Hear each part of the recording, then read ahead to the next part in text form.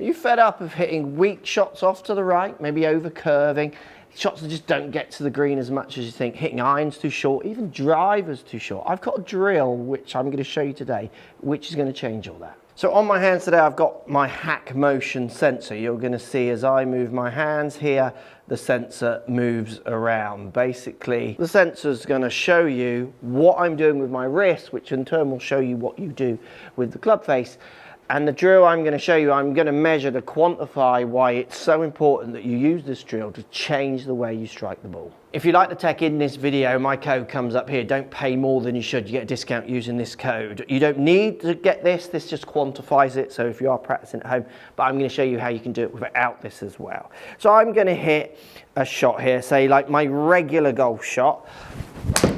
So you get a feel for the shot, so it's going out there nice and low and forward, a little bit of draw, relatively straight. Top of my backswing, my wrist was 12 degrees extended, so basically this way. Now, if you're someone who's struggling to hit target and you tend to hit these kind of golf shots, where you find that it kind of shoots off high up to the right and you just don't hit great strikes, and you certainly don't make the distance you think you should compared to the people you're playing with. My impact extension's very different, so much more flicky forward as I hit this one, and also at the top I was extending my wrist a bit more. Getting control of how you move this wrist as it goes around your body is going to be key for controlling the face. Now, loads of you know this. I've done videos on this loads, and you've probably seen other people talk about it, and you think, I know this, but I still can't fix it. That's why you need to use this drill. It's crazy, and I'm using it on students, and they are like, oh my word, why did you not tell me this earlier? Well, I think I did, you just weren't listening. So the game's really simple. You need to grab your most lofted club. So for me, that's a 58-degree wedge. Whatever your most lofted wedge is in your bag, grab it. And then just pitch a ball out there. Just kind of send one out there, not even thinking like you would on the course, just pitch it forwards. So I'm going from 26 to 0 to -4 in impact. So I'm extended 26, then I'm 0, so flat at the top, -4 as I come into impact, and you can actually see from the graph, I then really flick it forward. Bear with me, don't worry about the numbers, bear with me. Basically, I've gone from extended at address to flat at the top to flatter into the ball with a bit of flicking forward as I hit. Now here's the game. This is what you need to be practicing. Standard setup with your most lofted club. No whacking the ball way back in your stance or leaning way forwards. Standard everything. But what you need to do, see my last trace out there, went 71 yards, is you need to hit another ball out there, about the same distance. You can see that's gone similar distance. Did you see how much lower that went? -5 as I hit the ball. Popped a little higher than the last, but it's still lower than the first, going about the same distance. Look at that one. -6 at the top, and then minus into hitting the ball. I am completely changing my range of movement in my wrist because the club and the object of the game dictate that I do that. And this is where learning for so many of you can be more fun and more proactive. Rather than trying to hit the exact positions that you're trying to hit, rather than trying to get into whatever movement you're trying to get into, actually practicing range of movement is a far greater skill. It's actually the skill for lots of people that defines them from being a better player to a worse player. When I get better players, getting them to find different ranges of movement is easier for them. Where lesser skilled players, they're so riddled with being lesser skilled that they don't think that they can practice range of movements because they're like thinking, I need to get the right movement before I can practice the range of movement. No, I think for most of you, actually practicing getting the range of movement is what is going to allow you to find a balanced playable medium. So let's break down what I'm doing. Most lofted club, not moving ball position. As I take the club back, I'm trying to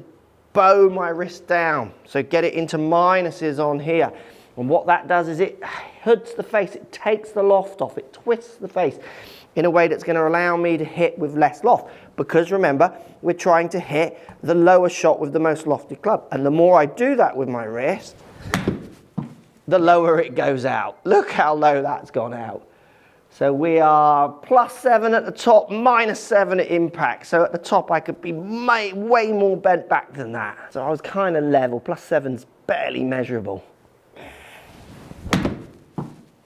Popped up a little higher, but I got the wrists working. So it'll pop at different heights subject to where I strike it on the face. -10 at the top, to -10 at impact, allowing me to pop those balls out considerably lower than if I do my regular one. See how much higher that's going. Now, what does that mean for your shots? Now you need to grab your medium iron and you need to try and put those feelings that you've just found by playing a game where the object of the game is to move differently and put them into real shots. So what I want you to do with your 9 iron to kick it off, or 8 iron or 7 iron, this is like an 8 iron, it says 9 on the bottom, it's more like an 8 iron. I'm going to do one like I did with the wedge there.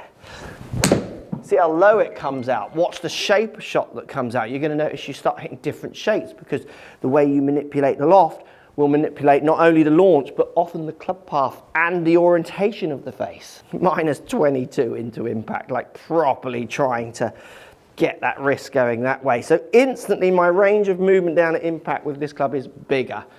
It's a little bit like speed testing. When you train for speed, lots of people, what you're doing is you're over speed training. So you're swinging like out of your boots, out your boots, out your boots. And then when you take that to the course, your baseline raises. So let's say I swing 100 miles an hour, but I swing way out of my boots like a crazy person for a few days, get that swing speed up to say 110, 1.5. When I get out on the course, it'll probably settle down at 102, 103. It's faster.